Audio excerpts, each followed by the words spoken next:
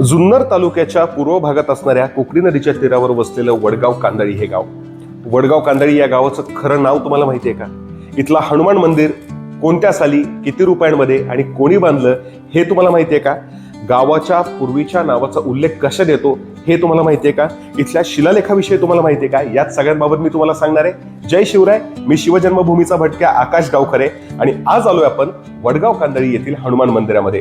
तर त्याचं झालं असं, जुन्नर तालुक्याच्या पूर्व भागामध्ये वसलं आहे ऐतिहासिक असं वडगाव कांदळी गाव, जेथे नुकताच हनुमान मंदिराचा जीर्णोद्धार केला असून गावाच्या अगदी चावडीवरच हनुमानाचं मंदिर आपल्याला पाहायला मिळतं.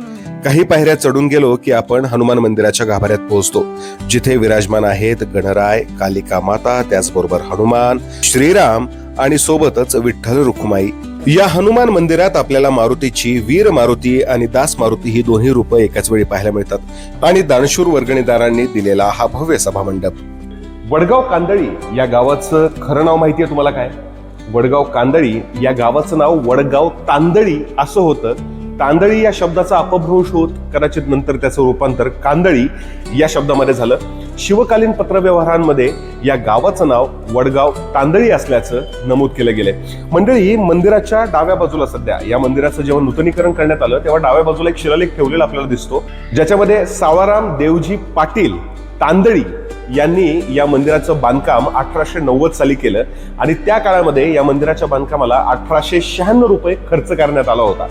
याचं जे काही त्यावेळेचं लोखंडी बांधकाम होतं हे गावच्या पंचमंडळींनी एकत्र येत केलं होतं. अतिशय सुंदर असं त्या काळचंही हे मंदिर होतं आणि आता जर या मंदिराची तुम्ही शोभा पाहिली तर अक्षरशः डोळ्याची पारणं फिटणारी आहेत. नुकतंच या मंदिराचा या ठिकाणी जीर्णोद्धार झालाय. जुन्नर तालुक्यात ज्यावेळी फिरायला याल तेव्हा वडगाव कांदळी, जुन्या काळातलं वडगाव तांदळी या गावाला आवर्जून भेट द्या आणि गावातलं हनुमान मंदिर बघायला विसरू नका.